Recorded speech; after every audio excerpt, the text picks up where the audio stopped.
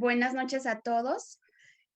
La Federación Nacional de Neonatología de México y la Asociación Nacional de Enfermería Neonatal AC les damos la más cordial bienvenida a nuestra primera sesión clínica de enfermería. Les recordamos que para hacerse acreedor a la constancia se debe inscribir con su nombre completo en la plataforma Zoom. Cada que se lanza la convocatoria en las páginas se adjunta el link de registro. Asistir por lo menos a 2 de los 3 webinars que se realizan al mes y permanecer dentro del webinar el 80% del tiempo. Es importante saber que la constancia les va a llegar vía correo electrónico después de los 30 días y les recomendamos que de preferencia el registro le hagan a través de su laptop o de su computadora. Y es importante también informarles que no se van a realizar correcciones en cuestión de nombres, así es que deben de escribir su nombre completo cada que se registren. Y pues bueno, en marco de la conmemoración del Día Mundial de las Cardiopatías Congénitas, a efectuarse el 14 de febrero, hemos preparado estos maravillosos webinars para ti. Y me es un honor presentarles a nuestra ponente del día de hoy. Ella es la licenciada Carolina Galicia Ordaz, es enfermera experta en la atención crítica al neonato cardiópata y actualmente trabaja en el Instituto Nacional de Cardiología, Dr. Ignacio Chávez, quien nos hablará del tema cardiopatía crítica del recién nacido. Bienvenida, maestra Caro, y adelante, son suyos sus micrófonos. Gracias, buenas noches. Y bueno, espero que tengan muchas dudas para poderlas aclarar, compartir y sobre todo que nos quede claro para la atención de este grupo de población que a veces se ve muy vulnerada ante los cuidados que se tienen con ellos porque deben de ser especializados. Entonces, bueno, vamos a iniciar.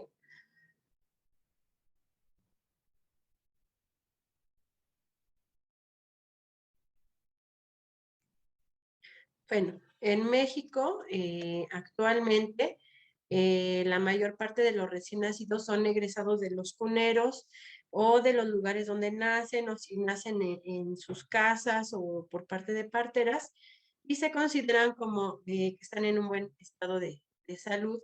Entonces se consideran como que están sanos, que están estables en sus domicilios y muchas veces surge que fallece ese pequeño en los primeros días de vida, a veces el primer mes, o en ocasiones al año de vida, o en el transcurso del primer año de vida. Entonces, las cardiopatías congénitas se necesita de un diagnóstico preciso, de una valoración concreta, guiada, y no poner a nuestros pequeños en riesgo de discapacidad o muerte, que es lo que comúnmente llega a pasar. Bueno, en el panorama nacional se reporta una prevalencia de 6 de cada 1,000 recién nacidos vivos, con una incidencia de 8 de 1,000 nacidos vivos. Entonces es una incidencia que pareciera no mucha, sin embargo es una población cautiva, la cual se va sumando continuamente, haciendo que el panorama nacional pues sea mucho mayor, inclusive mundial. Entonces, en el panorama nacional, que es lo que estamos viendo, es que tenemos pocos centros de atención. Se dice que hay solamente 10 centros médico-quirúrgicos especializados para atender estos pacientes. Uno se encuentra en la ciudad, bueno, se encuentran en la Ciudad de México, hay 10, y uno en la ciudad de Monterrey y uno en la ciudad de Guadalajara. Sin embargo, a través del tiempo se ha ido incrementando esto.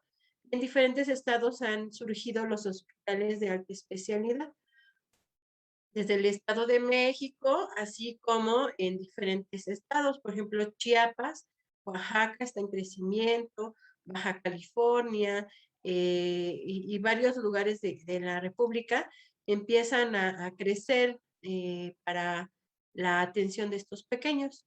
Y en ocasiones se les llaman los elefantes blancos, porque entonces está a nivel infraestructura del hospital, que es un tercer nivel para esta atención, pero entonces, ¿qué falta? Personal el personal no está capacitado, no hay insumos, no se tienen las medidas que se requieren, o bien faltan y faltan y faltan muchas cosas, hay mucha carencia. Entonces esto hace que se merme esta atención. Entonces los nuevos centros quirúrgicos que están surgiendo, pues se están distribuyendo. Aparte que cada día o cada año surgen más médicos especialistas en cardiología en todas sus ramas, ecocardiografía, cirugía, etcétera, etcétera. Terapia intensiva, porque no nada más es que salga el cirujano en congénitos, sino quién lo va a atender, qué enfermera lo va a llevar a cabo, qué perfusionista. Entonces, es toda una logística que se tiene que llevar a cabo en todos estos lugares. Y bueno, como tal, la cardiopatía crítica son un grupo de enfermedades caracterizados por la presencia de una alteración estructural del corazón, así como varios de sus defectos que se forman sí, que se forman en el proceso gestacional o embrionario de este pequeño. Estas cardiopatías comúnmente son estructuralmente, ya sea en el corazón, o bien puede ser en los grandes vasos, o bien puede ser que a nivel de la conducción eléctrica. Entonces esto va a ser una repercusión real o potencial que nos puede llevar a una discapacidad o la muerte prematura de estos pequeños. Por lo tanto, se requiere una valoración específica y el reconocimiento de estas. Y bueno, muchas veces tenemos al recién nacido, no sé, que nace en provincias, a lo mejor aquí en el instituto pues es de cardio, donde nosotros vemos todo lo que es la cardiología, vemos todo lo que implica y tenemos aparte los insumos, que muchas veces hay carencias, pero es mínima, o cuando ya son carencias muy grandes, pues se determina no hacer los procedimientos, se evalúa dejar pendiente los procedimientos hasta tener lo necesario, y pues de esta manera pues se cubre la demanda de estos pequeños. Estas alteraciones pueden ser críticas en el recién nacido, o bien pueden en las etapas de crecimiento y desarrollo, cuando son las más no agudas, las más importantes en el crecimiento y desarrollo. El ejemplo, cuando cumplen el año, con todos los cambios físicos, la diferente demanda de la demanda metabólica que genera a nivel neurológico el niño, cuando entran al kinder a los 3 años, a los 6 años, a los 12 años, tiene diferentes etapas el cuerpo humano, y entonces estas cardiopatías se van ahí distinguiendo, porque entonces no alcanzan a cubrir esa tasa metabólica. Y entonces, bueno, requieren una valoración. Muchas veces, no hablando ya del recién nacido, sino del cardiópata en general, cuando entran a la primaria y está corriendo con los niños, se desmayó el niño. Entonces, es que se desmayó el niño y llévenlo a valorar, que resulta que tenía un soplo. Y dice el médico, es que es un soplo funcional, es que es un soplo normal. No hay soplos normales. Como tal, hay soplos que se pueden generar porque es la regurgitación de la sangre, o es em,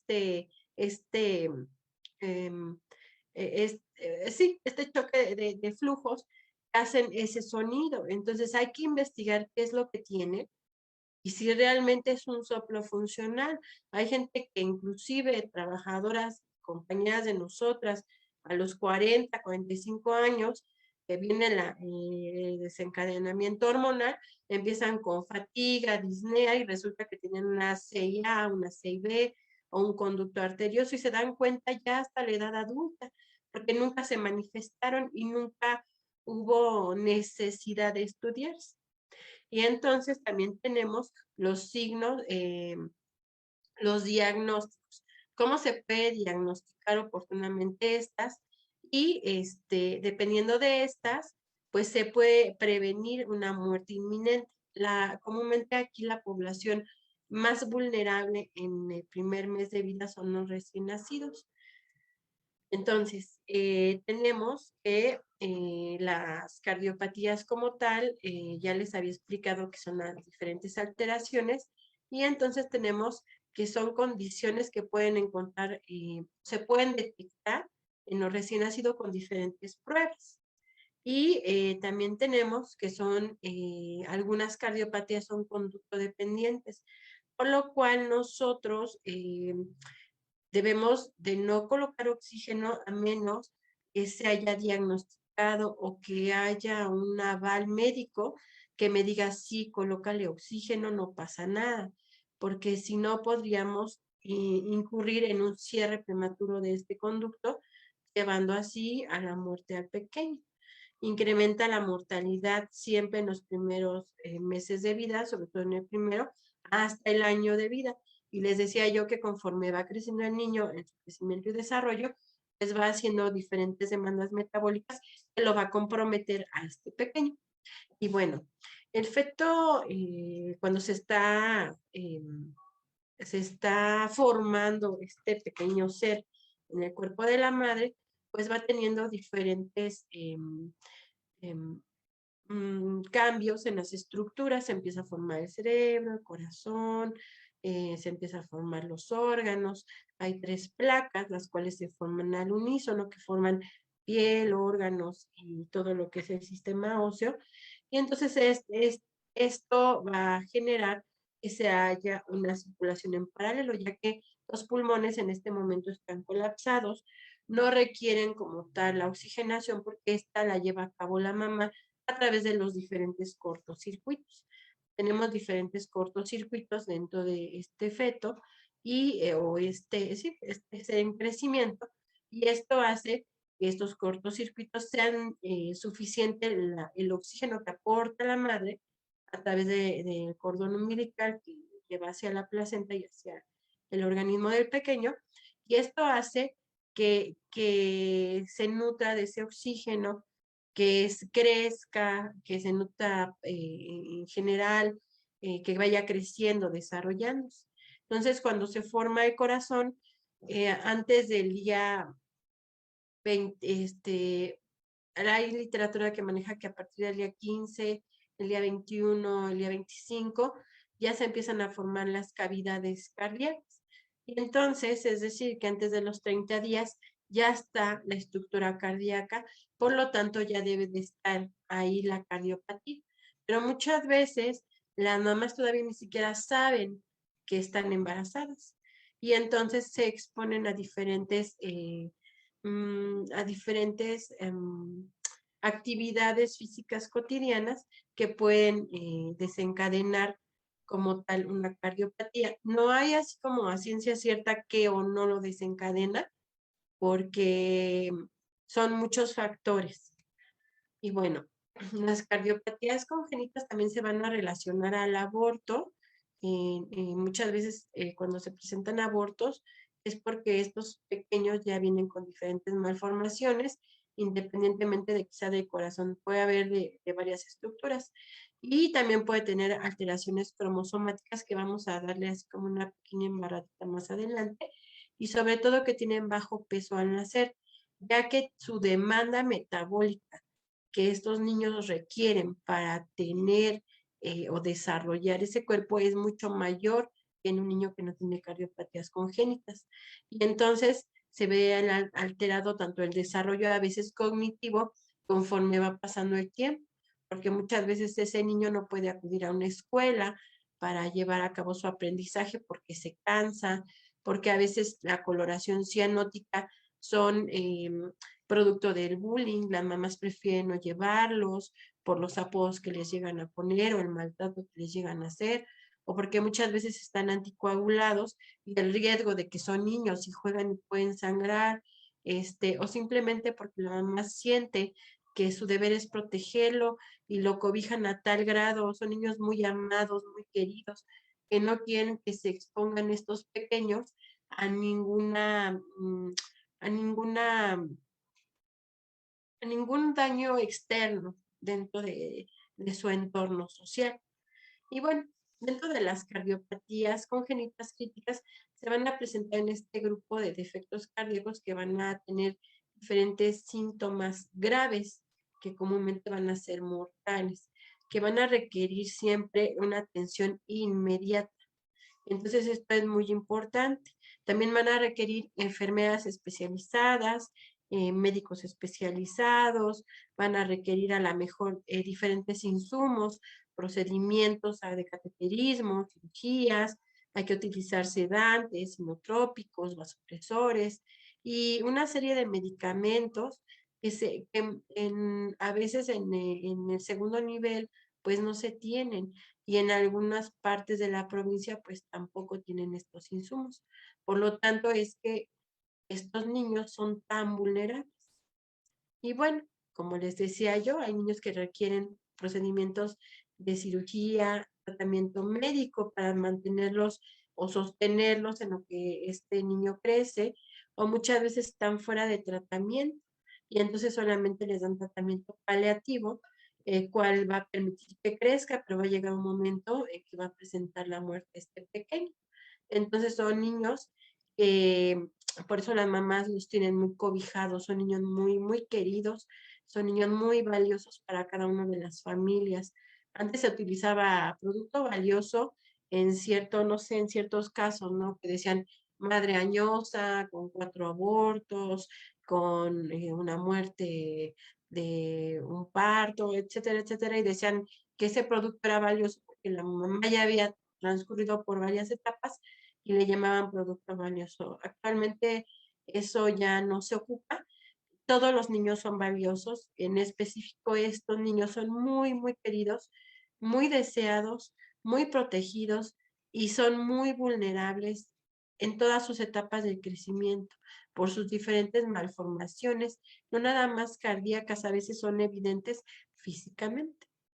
Y bueno, las cardiopatías críticas en el neonato, hay muchas cardiopatías, muchas, muchas, pero estas son las principales del neonato. Esto es muy importante que quede claro, que tenemos cardiopatías que son del lado derecho, céntrica e izquierda. Así lo dividí para su mayor entendimiento por dónde está la estructura. Actualmente tenemos una nueva clasificación o se está teniendo la nueva clasificación secuencial de las cardiopatías congénitas.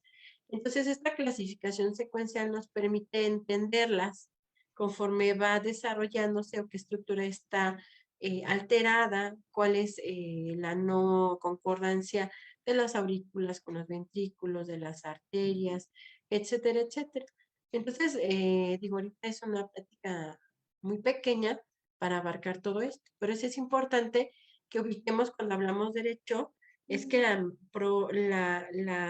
parte derecha es la que está afectada o está siendo alterada por estas malformaciones.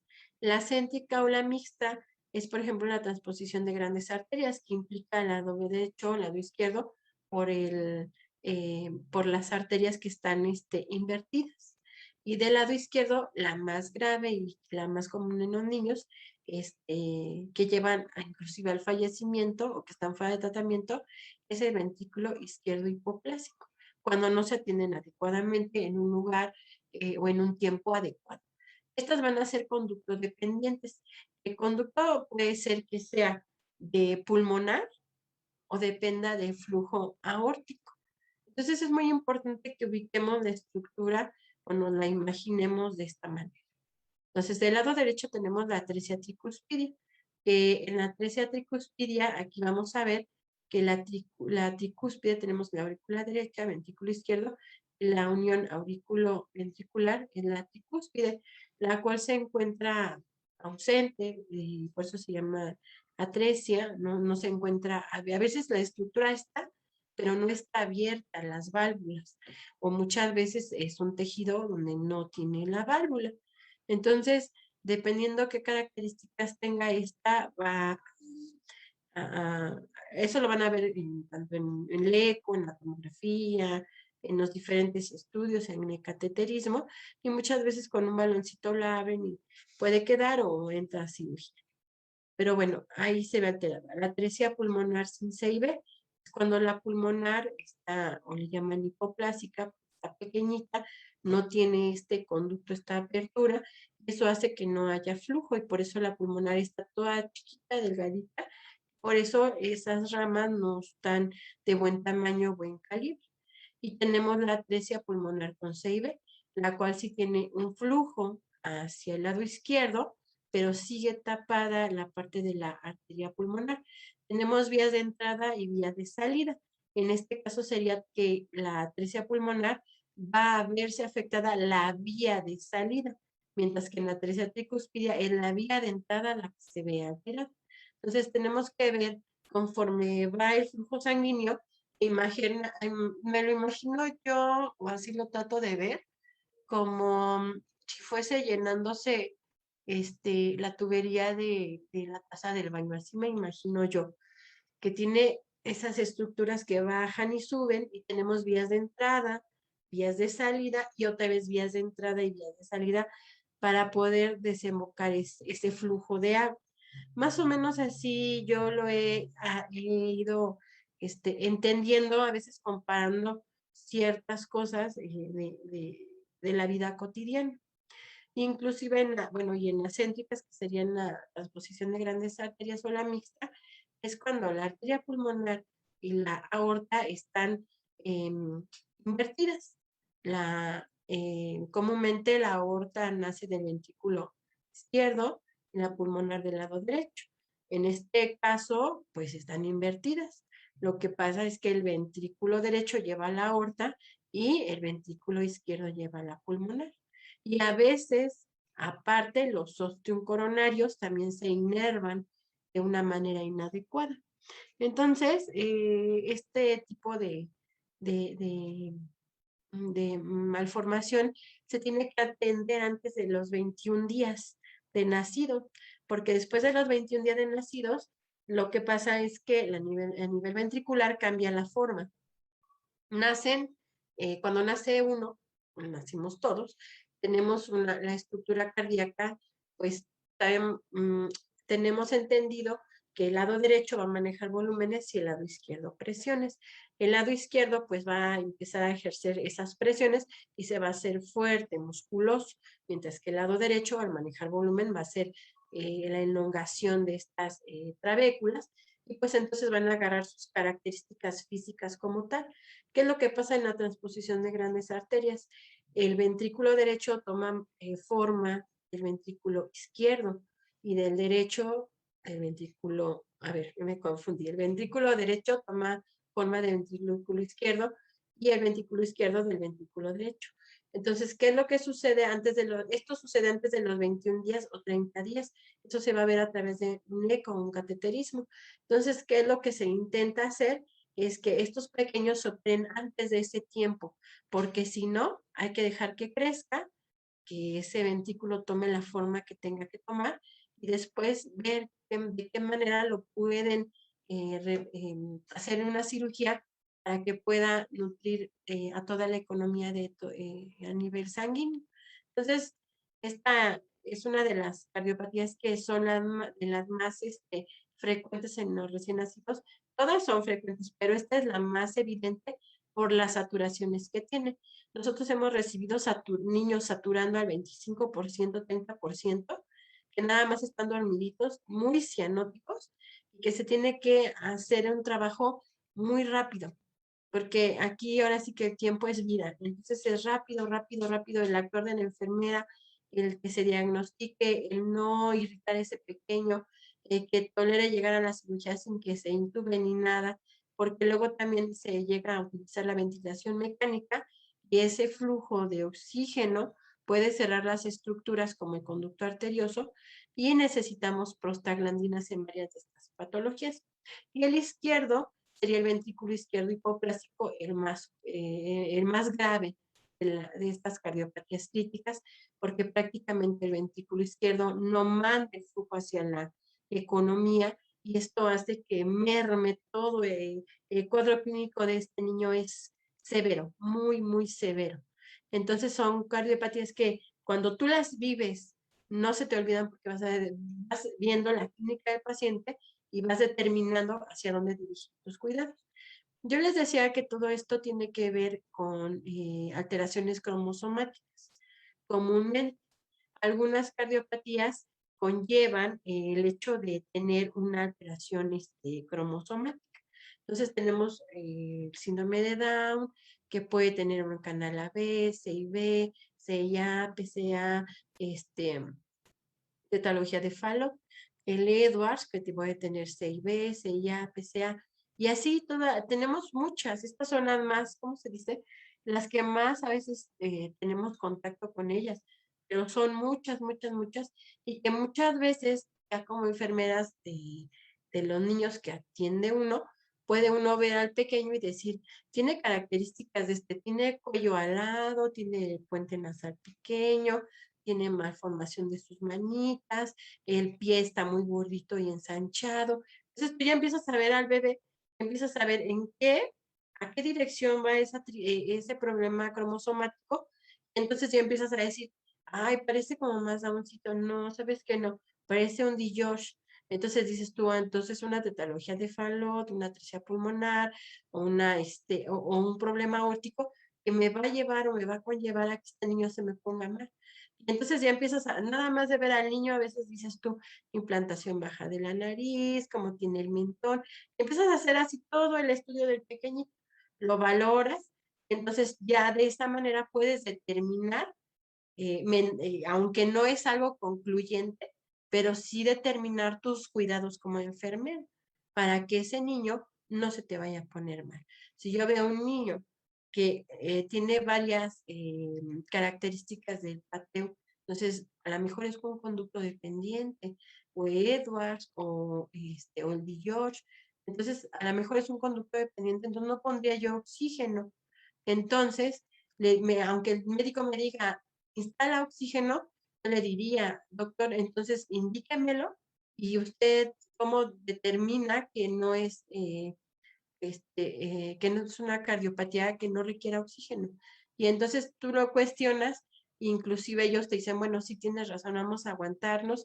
Y entonces la clínica tuya y la experiencia de ellos se conjugan para llevar a cabo los cuidados específicos de estos pacientes. Entonces tenemos, si son conductodependientes, pues vamos a necesitar prostaglandinas, las cuales a veces en el instituto, a veces o en otros países o en otros estados o en otros hospitales, bueno, dicen, yo la verdad no me consta, a veces no está el insumo. Entonces, estos pequeños, pues se ve mermado más su atención, por lo tanto, pues estos pequeños, pues muchas veces no llegan al tercer nivel de atención para su procedimiento, porque muchas veces dicen, nació en Puebla el pequeño, y al parecer, o estamos ciertos de que es una transposición de grandes arterias y es conducto dependiente. Hablamos al tercer nivel, oye, te va este paciente, sí, tráelo, tenemos cama, tenemos quirófano, tenemos cirujano, tenemos la enfermera, tenemos insumos, trasládalo. Y entonces, ¿qué pasa? Que los cambios de altura no los tolera y el niño a veces fallece en el traslado. O muchas veces no hay cómo trasladarlos. Hay niños que de verdad no tienen la oportunidad de llegar a un centro de atención. Y entonces todo esto, pues es muy triste para los papás porque son niños muy amados, muy deseados, muy esperados. Imagínense de repente desear un bebé y que esté hermoso, así un niño Gerber, güero, y de repente nace un niño, no sé, diferente, con una coloración diferente, con características diferentes. Entonces el papá lo ve y a veces hay rechazo, a veces en ese momento hay mucho más amor para el pequeño, pasan muchas cosas con la familia, hay culpas, hay no culpas, pero la mamá es una cosa impresionante, el amor y todo lo que llegan a hacer las mamás por esos pequeñitos. Entonces, los niñitos es muy importante que sean atendidos. Y bueno, fíjense que la frecuencia cardíaca de los pequeños es un signo muy importante para ver el gasto cardíaco de estos pequeños. Entonces, la frecuencia cardíaca es muy importante, estar al pendiente de ellas si está con frecuencias dentro de los parámetros normales esperados para el recién nacido, o está hiperdinámico, o bien estos niños nacen con enfermedad del nodo. Dentro de las cardiopatías críticas, que no me di cuenta que no puse, está la enfermedad del nodo. La enfermedad del nodo comúnmente vienen con las mamás que tienen lupus, y estas mamás, si están diagnosticadas, comúnmente son niños que nacen con bloqueos congénitos, pero bloqueos con frecuencia cardíaca de 20, 30, donde ni siquiera llegan a abastecer su organismo o la economía del oxígeno mínimo necesario.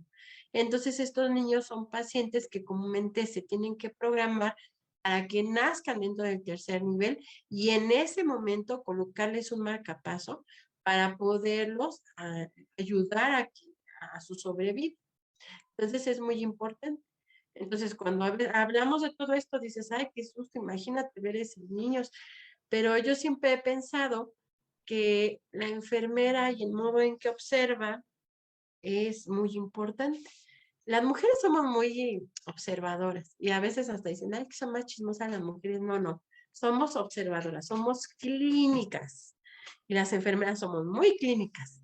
Entonces, es muy importante que nosotros aprendamos a observar y valorar, a distinguir, sepamos hacia dónde dirigir nuestro cuidado, sobre todo cuando tenemos a estos pequeños. Entonces, tenemos muchos datos clínicos. Tenemos un niño que está cianótico, que está desaturado.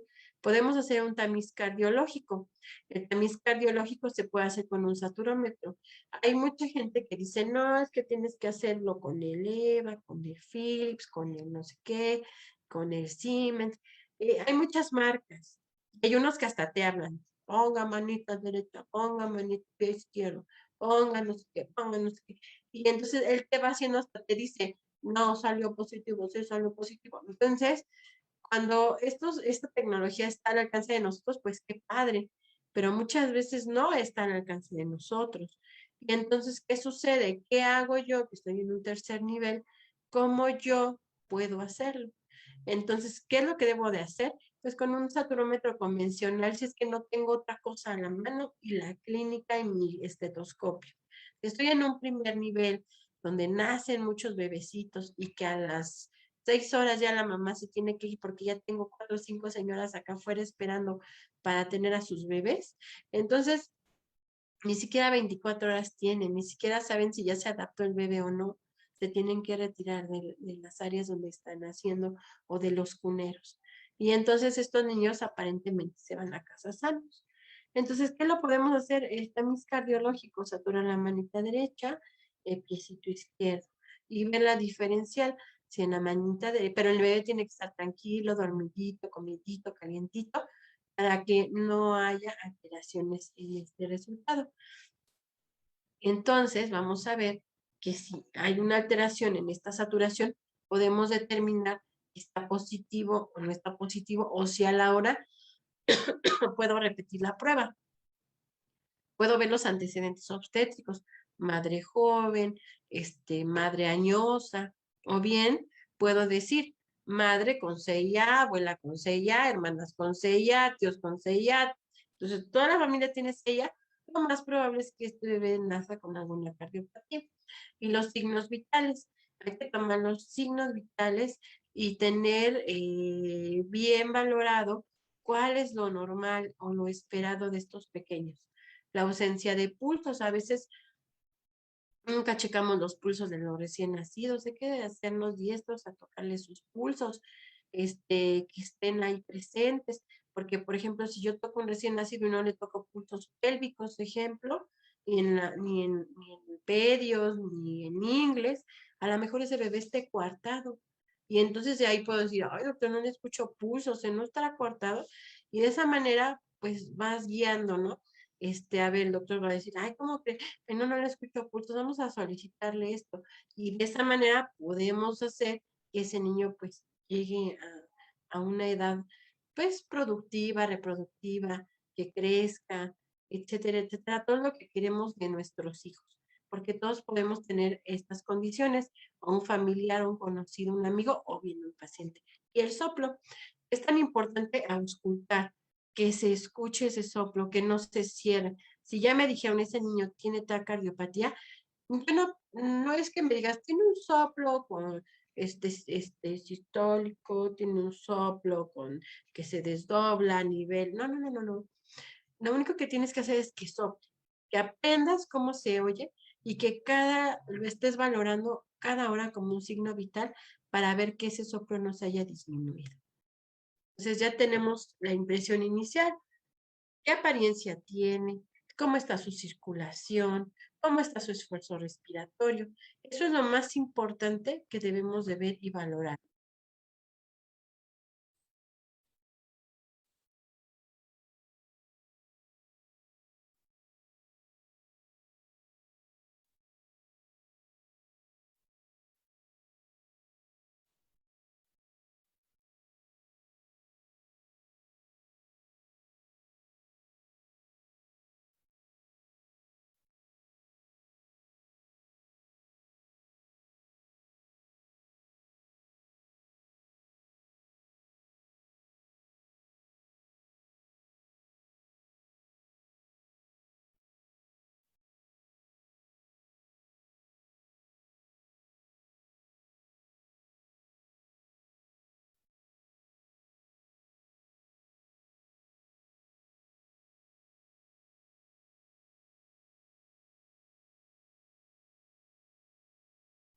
Bueno, como podemos ver en estos sonidos, en estas imágenes, vemos niños que se están quejando, que tienen aleteo nasal. Y este proceso del esfuerzo respiratorio nos va a llevar a muchos problemas y que se pueden detectar. Desde el niño que se está quejando, no es normal que un niño se queje. Comúnmente ellos comen, duermen y crecen y hacen pipí, popó y son muy felices los recién nacidos. Pero de repente vas a ver niños que se quejan, niños que al respirar tienen esfuerzo respiratorio, que están muy delgaditos, muy pequeñitos para su edad, y de repente vas a ver que se empiezan a consumir más, empiezan a perder peso, porque toda esta demanda metabólica empieza a acabarse a estos pequeños. Entonces se toman posiciones de tipo, de uso de músculos accesorios, en el aleteo nasal, el patrón respiratorio irregular, la taquipnea, la polimnea, y muchas veces nos vamos enfrentando con esto, les avisas, está pasando esto, doctor, cheque al pequeño, y muchas veces pues se tiene que salvaguardar la vía aérea hasta que presenta la insuficiencia respiratoria, que es la falla del intercambio gasoso pulmonar en la oxigenación-ventilación, donde va a la mejor requerirse un gas arterial, no importa que sea arterial, mixto, venoso, capilar, si ya tenemos un acceso vascular, porque aquí ya con estas respiraciones vamos a requerir un acceso vascular, pues tomarle la gasometría dentro de todos las cosas que se tienen que hacer, pues si tenemos el acceso venoso, pues requerir a una gasometría. Inclusive ahí se puede ver los cortocircuitos, la taquipnea, la taquicardia, el aumento de ritmos respiratorios, el aumento del trabajo, la hipoxemia, la irritabilidad que tiene, si está con cianosis, el estado de alerta. Y todo eso lo vamos a ir checando comúnmente. ¿Qué pasa aquí?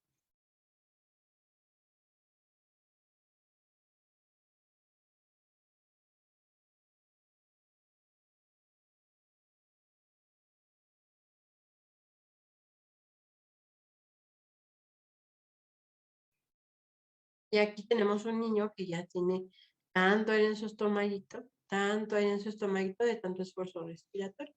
Entonces empieza la insuficiencia cardíaca, que es la incapacidad del corazón para suministrar el flujo sanguíneo apropiado a todo el sistema.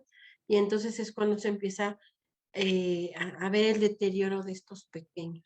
Entonces puede haber acúmulo de líquido en los pulmones, puede ser por edema, hay cansancio, fatiga, hay que ver por qué lo está llevando a cabo.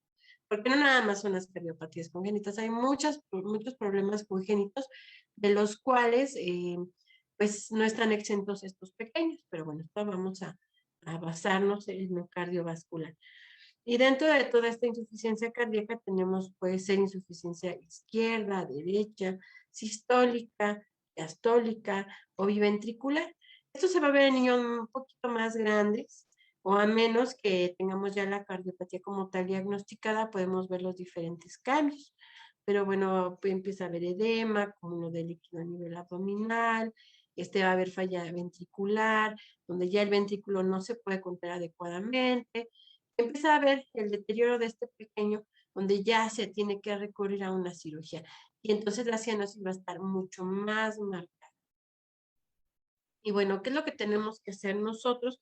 Pues vigilar el gasto urinario, ver que ese bebé esté orinando, es muy importante, porque no nada más son los signos vitales de lo que veo en el monitor, sino es el soplo, su temperatura, ver el gasto urinario, porque es muy importante, porque esto nos va a hablar de un gasto cardíaco óptimo, que este riñón está funcionando adecuadamente, si está en anuria, en oliguria, si está orinando en poliuria, qué características tiene, tiene sedimentos, no tiene sedimentos, y eso lo tenemos que reportar también nosotros, qué características tiene la orina, si tiene sonda, si no tiene sonda, si se está pesando con pañalitos, si no se pesa, si ya tengo al paciente con una vía periférica o una vía central, qué líquidos están entrando, cuánto está entrando por hora, ese corazoncito si está bien, necesita diurético, no necesita diurético.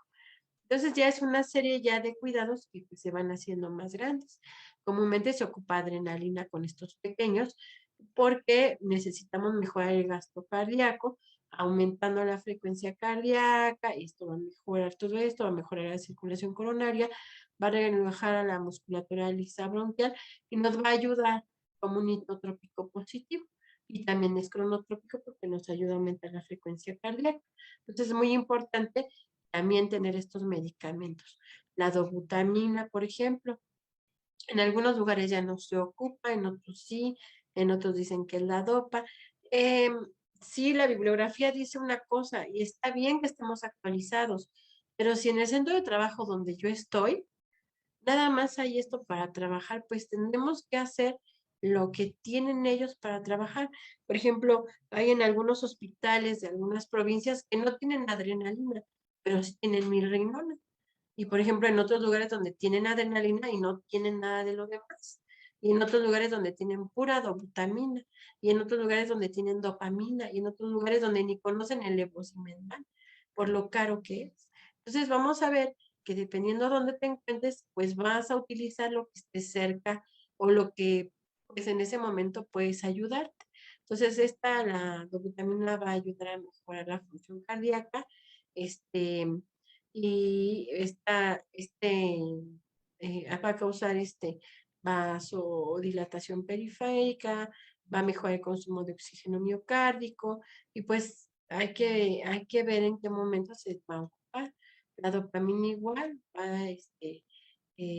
se ocupa en niños recién nacidos. Dice aquí que en recién nacidos pretérmino y bajo peso se ha observado la respuesta de vasodilatación renal y no mesentérica. Entonces, pues igual tiene sus indicaciones, contraindicaciones, también se tiene su efecto inotrópico, cronotrópico positivo y también hace vasodilatación periférica. Entonces, también tenemos que saber cómo es su uso, su preparación en cada institución, sus diluciones. La noradrenalina, que muchas veces ya este niño, al estar invadido, a lo mejor cómo nació, cómo llegó urgencias, todo lo que se tuvo que hacer con él, pues lo va a llevar a lo mejor a un choque séptico y a lo mejor o cardiogénico o en estado de choque. Y entonces vamos a necesitar la noradrenalina para mejorar esas presiones arteriales, mejorar el volumen latido y mejorar la frecuencia cardíaca y pues entonces también podemos recurrir a ella. O bien tenemos a la milrinona, que un inotrópico positivo que nos va a ayudar a aumentar la contractilidad miocárdica y nos va a ayudar a una vasodilatación pulmonar y sistémica que nos va a hacer una mejor perfusión. Entonces, todo esto se puede empezar a ocupar o nosotros que estamos en un tercer nivel, pues lo ocupamos comúnmente.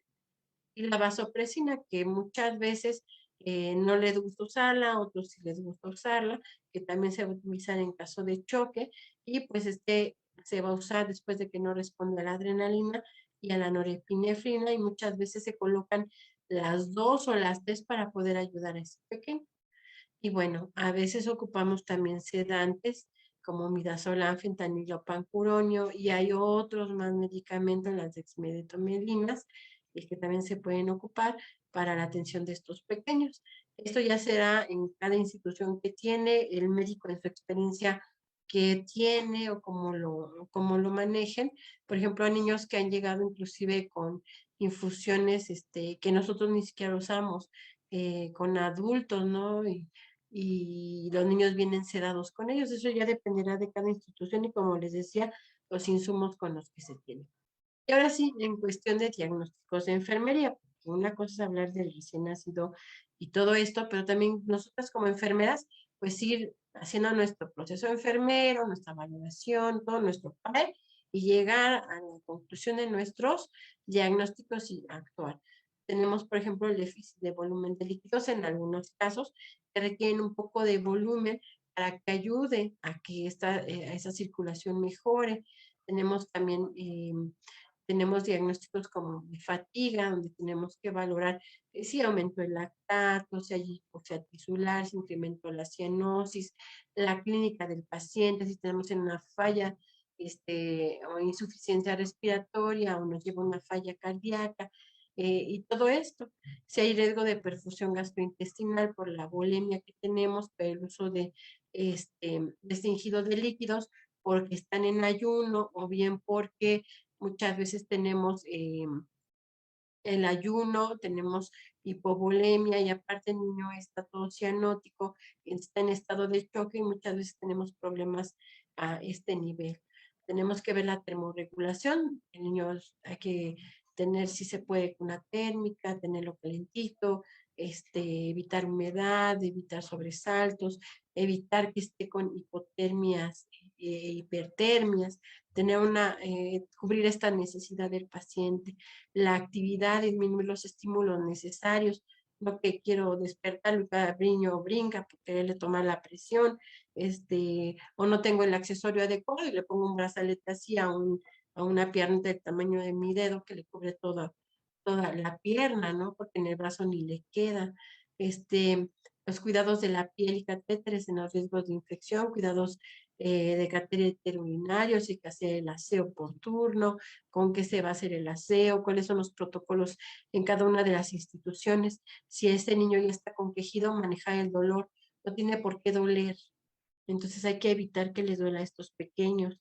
Es muy, muy importante eso. Y bueno, tenemos el alto riesgo de caída que tenemos con estos pequeños porque se mueven con su llanto, con el malestar que ellos sienten, se empiezan a mover, están ansiosos, están inquietos. Hay que ver todo eso, ¿no?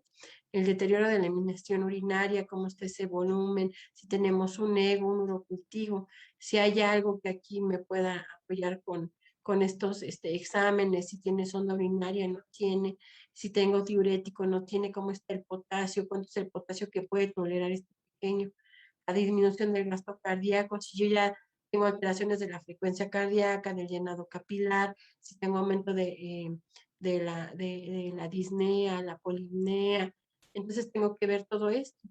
Entonces hay que ver cómo está este gasto cardíaco o si este niño ya necesita iniciado de RCP y el uso de inotrópicos. Y ver, hay que ver la intolerancia a la actividad, si a ese pequeño le queremos dar de comer y comer. Las mamás a veces lloran, los pequeños, y lloran y lloran, y lo que hacen es darle la mamila, el pecho, lo que tengan a la mano, con lo que encuentren en el recién nacido, con tal de que no llore, y entonces los congestionan, o el niño se fatiga tanto, está tan cansado, que ni siquiera come, ya solamente hace el intento de succión, y la mamá pues más lo abraza, más lo apapacha a modo de que pues que este niño no se ponga mal. En el riesgo de glucemias inestables, muchas veces por el estado hemodinámico que presentan, puede estar hiperdinámico y esta puede variar, puede salir elevada o no, o puede bajar tanto que ponga en riesgo la vida del paciente. Y bueno, no sé si tengan alguna duda, creo que estamos en tiempo, por si tienen alguna duda, pregunta. Muchísimas gracias. Excelente ponencia, licenciada Carolina. A continuación, pues damos paso a la sesión de preguntas y respuestas. Estamos en tiempo. Hay una pregunta. Preguntan, ¿cuáles son las recomendaciones para el cuidado de accesos vasculares? ¿Se puede combinar aminas y sedación si solo se cuenta con un catéter de 1 lumen? Pues mira, si tienes un catéter de 1 lumen, nosotros lo que hacemos es colocar, bueno, lo que intentamos hacer es colocar un clave trilumen para tener mis 3 lúmenes. Y entonces, de esa manera, el paso que llega hacia ese paciente, pues sea reducido en su mezcla, ¿no? Comúnmente debe de ir, si nada más tengo 2 lúmenes, ejemplo, no tengo clave, o eso, no hay otra cosa, pues entonces le vamos a dar prioridad a los sinotrópicos, luego le vamos a dar prioridad, bueno, el siguiente serían los sedantes, y luego sería todo lo que sería el volumen. Si tengo un catéter de 3 lúmenes, voy a reservar uno por si hay una situación de urgencia, por si necesito iniciar algún medicamento como una NPT o por alguna urgencia que hubiese, tengo ese lumen libre. Y por los otros 2 puedo poner inotrópicos, sedantes, y en el otro todo lo que es volumen, las soluciones calculadas. Comúnmente en los recién nacidos no se inician calculadas hasta después de 2 o 3 días. Entonces, se inician con mínimos electrolitos, porque esto puede tener alteraciones neurológicas con el paciente y muy graves. Entonces, por eso es que a veces nada más ponen a pura solución mixta o pura solución glucosada para dar ese aporte de la glucosa, porque están hiperdinámicos y gastan mucha energía.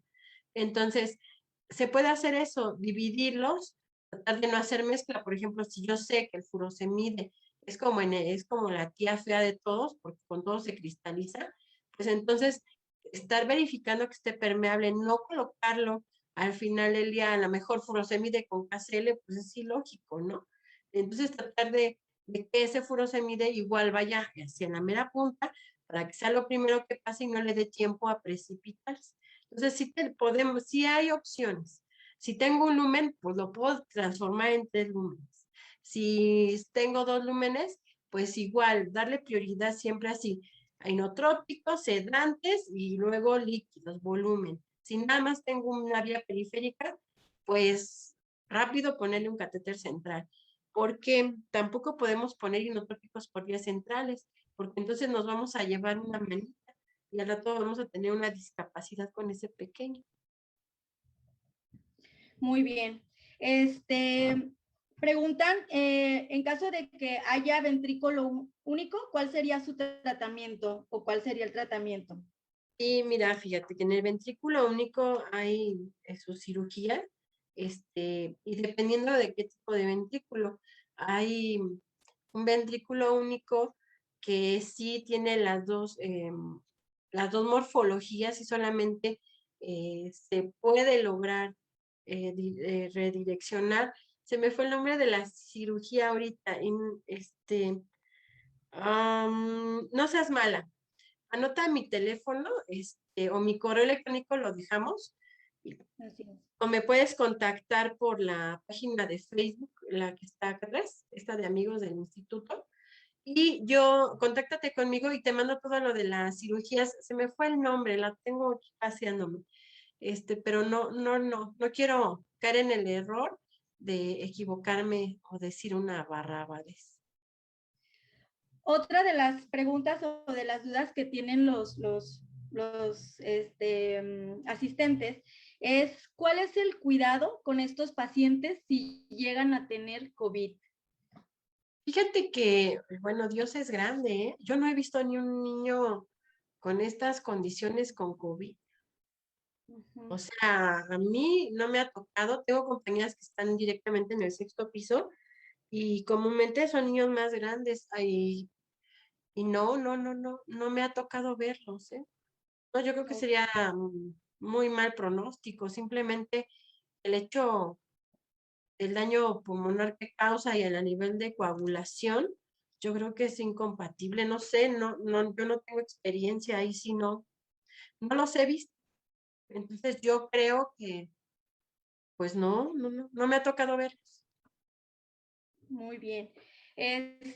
Otra de las preguntas es, ¿cuánto es lo que logran saturar este tipo de pacientes y cuánto es el aporte de oxígeno que puedo agregarles? No, en las cardiopatías críticas del recién nacido es sin oxígeno. Comúnmente son conductodependientes. No se puede agregar oxígeno a menos que ese paciente se intube y se va al 21%, lo mínimo necesario de oxigenación, porque podemos cerrar ese conducto o podemos ocasionar, sí, se va a cerrar. Entonces lo que tenemos que hacer es no colocar oxígeno. Por eso este grupo es muy específico. Son conductodependientes, donde ese conducto no se nos puede cerrar, porque entonces la vida de ese niño va a peligrar. No podemos poner oxígeno a menos que se intube. Y si tú colocas oxígeno, tarde o temprano se va a cerrar el conducto y no le vamos a dar oportunidad de tratamiento. Ok. Estela Torres menciona, se ha visto que los pediatras indican alimentación al seno materno y el neonato con cardiopatía se fatiga demasiado. ¿Cuál sería la técnica de alimentación ideal para este tipo de pacientes? Pues mira, en mi experiencia, yo siempre lo he dicho, es que con estos niños, si son con cardiopatía crítica, pues seno materno yo no lo recomendaría, a menos que la mamá sea de esas mamás que da leche, que le brota como fuente, donde el niño solamente tenga que abrir la boca y la mamá parece que le da litros de leche. Sí estaría correcto, pero en mi experiencia a veces es contraproducente darles el seno materno. O sea, se ponen, es más, nos han caído, yo he visto niños que caen en paro porque están con el esfuerzo de quererse alimentar. Comúnmente lo que hacemos nosotras es, ni modo, sustituirlo con biberón, con sonda, con jeringa, con vaso, porque muchas veces dices tú, no, pues con mamilita, no la agarra. Con vaso terminas dándola, con jeringa terminas dándola. Nuestras compañeras, nosotros en el instituto tenemos compañeras auxiliares que la verdad en el sexto piso son muy inteligentes, muy habidas y se las ingenian de unas maneras que esos niños comen. Y de hecho ellas te dicen, es que se pone muy diaforético, mira, ven cómo se pone, el niño se empieza a cansar más. Realmente la alimentación para ellos es como un lujo. Por eso es que debemos de facilitarla de una u otra manera. Si te dicen que seno materno, lo que podemos hacer es que la señora se saque la lechita y tú dársela poco a poquito con jeringuita y de esa manera pues ayudar a que este niño pues se alimente de la mejor manera. Ok. Carla menciona que qué otro trombolítico, además de heparina, puede usar en neonatos. ¿Perdón? Mencionan que qué otro trombolítico, además de la heparina, se pudiera utilizar en neonatos. Pues mira, nosotros ocupamos heparina como tal. La pura heparina, o sea, no tenemos otra cosa.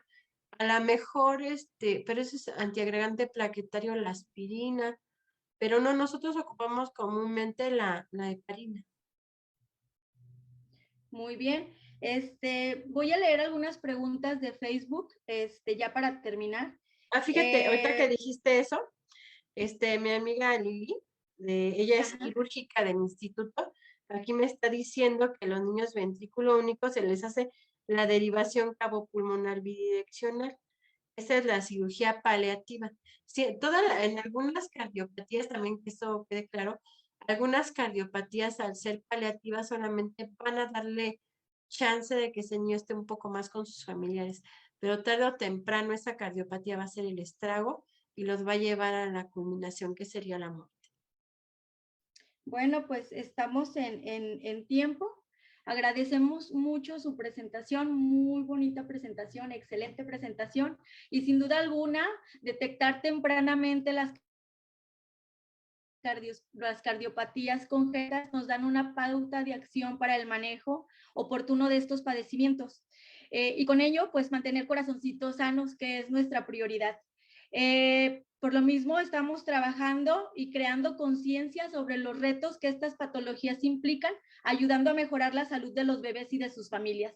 De esta manera, damos por concluida la sesión del día de hoy y los invitamos a que se sigan conectando por vía Zoom o por Facebook Live para que continúen en capacitación continua. Muchísimas gracias, maestra Carolina. Sí, agradezco al público que se conectó el día de hoy y estamos aquí. Ok, Sí, nada dígame. más, les dejo mi correo, es caro, G-A-O-R, carogaor@gmail.com, en el cual me pueden hacer llegar sus preguntas. El teléfono me lo mandan por vía Facebook, le digo que esa es la página, se pueden contactar conmigo. Pónganme cuáles son sus dudas, si necesitan bibliografía, necesitan lo que ustedes requieran de mí, lo pueden obtener, bueno, no, ¿verdad? Bueno, académicamente lo pueden obtener de mí con mucho gusto. Estoy para servirles y espero pues por lo menos les haya dado un panorama y que tomemos la conciencia de que en cada enfermera tenemos una mano hábil para seguir adelante con la vida de cualquier ciudadano de este país. Así es. Muchas gracias. Tiene muchas felicitaciones y gracias por compartirnos sus conocimientos, maestra. Buenas noches. Buenas noches. Buenas noches, gracias.